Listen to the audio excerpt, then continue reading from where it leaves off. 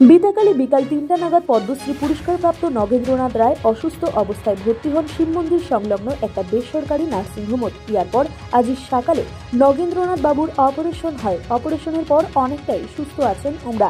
আজ বাগডোগরা এয়ারপোর্টত রাজ্যের কেন্দ্রীয় মন্ত্রী সুকান্ত মজুমদার নামি সোজা নগেন্দ্রনাথ রায়ের শারীরিক অবস্থার খোঁজ খবর নিবার বাদে চলে আইসেন শিব মন্দির সংলগ্ন সেই বেসরকারি নার্সিংহোমত। প্রায় অনেকটা সময় ধরে কাঠা কন নগেন্দ্রনাথ বাবুর নগর। অপারেশনের পর অনেকটা সুস্থ আছেন বলে জানা যায়। সুকান্ত মজুমদার সেই নার্সিংহোমের ডাক্তারবাবুগুলার নগর কাঠা কয়া শারীরিক অবস্থার খোঁজ খবর নেয়। উমানলার নগর উপস্থিত আছিলেন আজি মাটিগড়া নকশালবাড়ি বিধায়ক আনন্দময় বর্মন। ইয়ারপর সাংবাদিকদের মুখোমুখি হয়ে সুকান্ত মজুমদার জানান, নগেন্দ্রনাথ রায় অনেকটাই সুস্থ আছেন, আরও ভালো আছেন। উমরা জানান, আয়সা কালী আর পরশুর মধ্যে নগেন্দ্রনাথ বাবুক ছাড়ি দিবে নার্সিংহোম থাকে। সাংবাদিকদের মুখোমুখি হয়ে উঠি আইসে শিলিগুড়ি পৌরসভার বোর্ড মিটিংয়ের তুমুল কাণ্ড নিয়ে ঘটি যাওয়া দিলীপ বর্মনের নাম। এই বিষয়ে সুকান্ত বাবু জানান, তৃণমূল কংগ্রেসের মধ্যে পয়সার ভাগাভাগি নিয়ে এমন ঘটনা ঘটি থাকে, কিন্তু রাজবংশী গিলাক অবহেলিত করে থুইছে তৃণমূল কংগ্রেস। এই বিষয়ে আরও কি করেন সরাসরি শুনি না বিস্তারিত।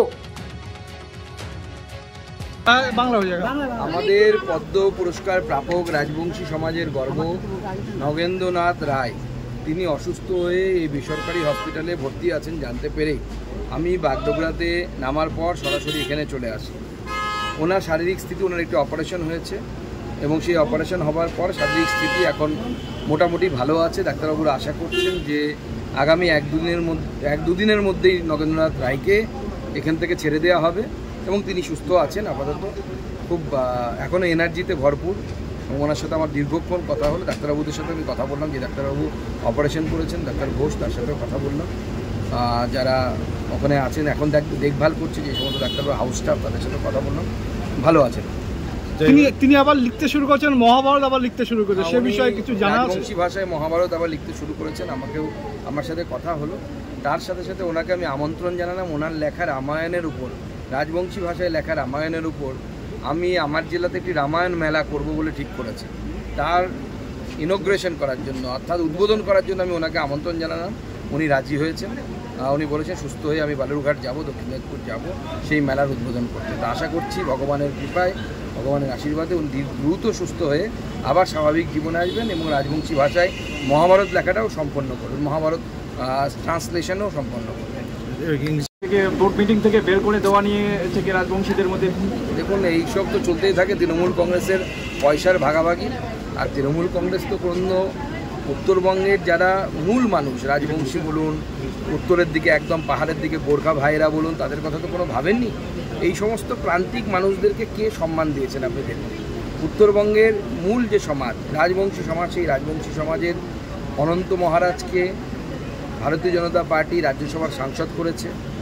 নিশীথ প্রামাণিক গতবার জিতেছিলেন, তাকে ভারতবর্ষের হোম মিনিস্টারের MOS করা হয়েছে, রাষ্ট্রমন্ত্রী করা হয়েছিল হোম ডিপার্টমেন্টে। আর এবার আমাদের সিংলা সাহেব, যিনি প্রথম কোনো গোর্খা যাকে ভারতবর্ষের রাষ্ট্রপতি মনোনীত করেছেন, রাষ্ট্রপতি মনোনীত রাজ্যসভার সাংসদ সদস্য হিসাবে। এর আগে কোনো গোর্খা ভারতবর্ষের ইতিহাসে রাষ্ট্রপতির মনোনীত সংসদ হয়নি, ভারতীয় জনতা পার্টি সেটা করেছে।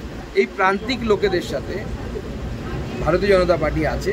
এর আগে আমরা নরেন্দ্র মোদী আসার আগে আমরা ভাবতে পারতাম না যে নগেন্দ্রনাথ রায়ের মতো কোনো মানুষ পদ্ম পুরস্কার পেতে পারে।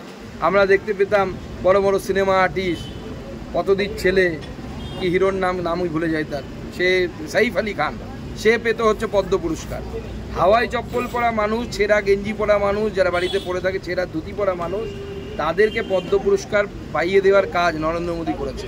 নগেন্দ্রনাথ রায়ও হয়তো জীবনে কোনো ভাবেননি উনি পদ্ম পুরস্কার পাবেন, কিন্তু এই ধরনের প্রান্তিক প্রতিভাদেরকে খুঁজে বের করে দেশের কেন্দ্রস্থলে নিয়ে গিয়ে রাষ্ট্রপতির হাত থেকে পদ্ম পুরস্কার পাওয়ানোর কাজ ভারতীয় জনতা পার্টি করেছে, নরেন্দ্র মোদীর সরকার করেছে। এটা আমাদের উত্তরবঙ্গের গর্ব।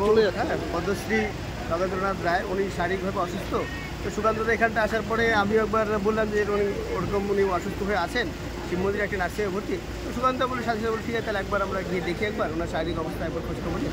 তো শারীরিক ভালো লাগছে যে উনি এসছেন, ওনার সাথে কথা হলো, ডাক্তারের সাথেও কথা হলো, খুব তাড়াতাড়ি উনি সুস্থ হয়ে যাবেন। আজকে ওনার ওটি সাকসেসফুল হয়েছে এবং 2 দিনের মধ্যে ওনাকে এখান থেকে ছেড়ে দেওয়া হবে, খুব ভালো হবে। ঠিক আছে।